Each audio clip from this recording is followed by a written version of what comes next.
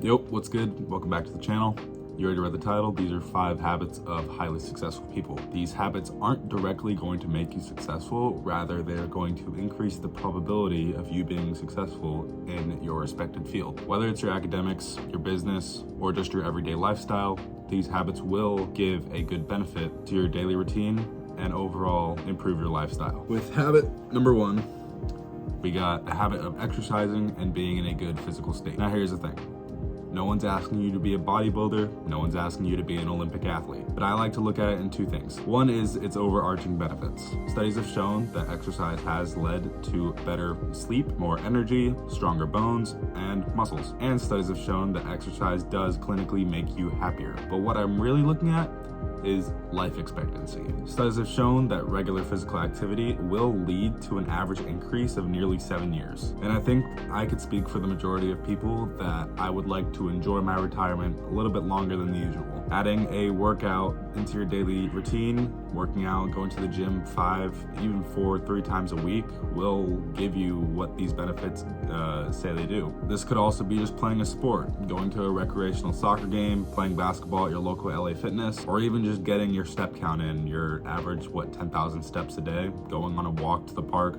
Hell, just going on a walk to do your daily errands. All right, coming in for habit number 2, it is the continuous intake of knowledge, otherwise known as just continuous learning and constantly using your brain. It is commonly seen that successful people intake knowledge like no one's ever seen. They read books, specifically non-fiction books. The world is constantly evolving, and you commonly see successful people staying ahead of this constantly evolving world. Reading non-fiction books, listening to podcasts, or even taking an online course here and there are all ways that you can continuously be learning. Me personally, I find this to be more practical post-academic life. So basically once you graduate high school or once you graduate college and you feel like you're done with your academics. I say this because I like to prioritize my education. College course load is plenty for me to say that I'm continually learning. And if you're currently in high school or college, I would recommend staying on top of your grades, as those have a larger impact on your actual career development. Another benefit to this habit is wisdom and clarity. Now, reading Atomic Habits or reading the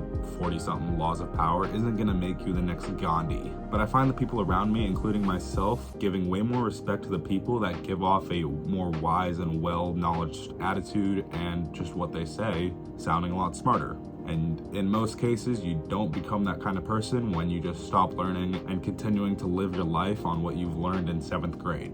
The 3rd habit on my list is something that I've neglected and many people have neglected their 5th grade teacher telling us before they go into high school. And that is goal setting. When you don't have goals, you're generally shooting at a target that you can't see. When you don't have goals, you're blindly striving for something that you don't even know what you're striving for, and aimlessly putting your efforts towards something you might not want to be going towards. Goal setting can be anything. This could be the craziest, wildest dream of being a Super Bowl champion in the NFL, a multi-millionaire real estate agent, or it could be something small, like getting a B on an upcoming math test. You can apply goals into any aspect of your life, whether this is losing weight, gaining weight, reading a certain amount of a book, getting a certain amount of steps each day, getting enough hours of sleep each night. For me, and most people that want to go into the venture of YouTube, a really common goal is to reach the monetization requirements, those 4,000 hours and 1,000 subscribers. Or, like many people, getting a college degree to get a form of credential on your resume to hopefully get a better job and increase your odds of a better career.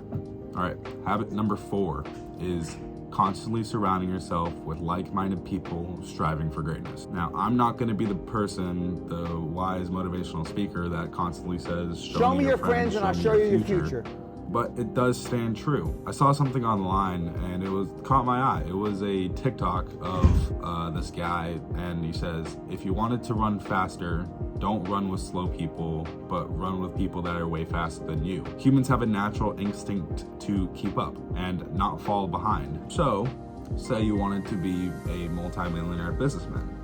You're not going to be hanging around with your high school buddies who are working at your local McDonald's. Say you want to become really good at basketball. You're not going to be hanging around with the guys from your old high school team or any pickup guys from your local gym. You're going to be playing with elite players. You're going to want to play in a college team. You're going to want to play on a G League team, a minor team, somewhere where the skills are way better than yours so that you can grow as an athlete. All right, habit number 5 is to stop mindlessly scroll. There are many platforms out there that have youthful teens and young adults just mindlessly scrolling for hours on hours a day.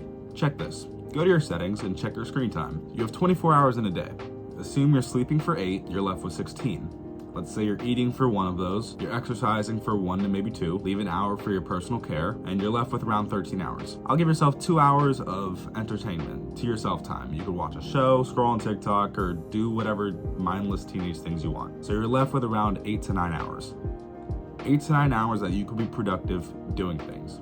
This could be studying for a test. This could be starting a new business. This could be cleaning something. This could be literally anything, but you have 9 hours a day of freedom, and you get to choose what you do at that time. If you check your screen time and you're spending upwards of 4, 5, 6 hours a day on TikTok, on Instagram, on Snapchat, I would consider that being unproductive and wasting your time. Your time is limited, and I feel like it'd be way better if you put that time towards something of use and something that will benefit you in the future. Now, I'm guilty of this. I've been seen scrolling on hours of time and mindlessly putting my brain to the trash. But when you look at the national average of how much screen time is used every day, it's really easy to correlate that to being an average person. So if you want to be an average person, don't be spending on average the amount of time people are mindlessly putting their God-given talents to waste by just mindlessly scrolling on TikTok, Instagram, and Snapchat. All right.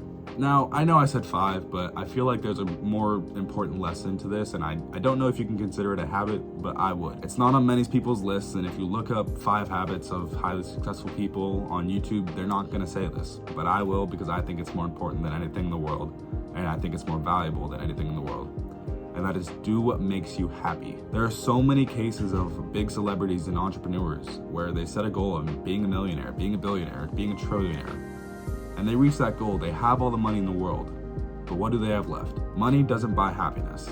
It solves the problems that makes you unhappy, but it doesn't give you value in life. When you reach a goal, have something after that, because when you have a goal and you don't have anything after that, your life's meaning or your just guidance is going nowhere. This is why I advocate for religion, having a creator. This is where you could find a hobby. This is where you could find friends, go hang out somewhere, go to a bar, go hang out, go to a social, do something and be happy. I feel like people say sacrifice your 20s so that you can live a better life in your 30s, 40s, and 50s and retire. But most lifelong relationships are made in your 20s, in your teens, with the people that you have fun with before all your responsibilities come in. So I'm gonna end it off there.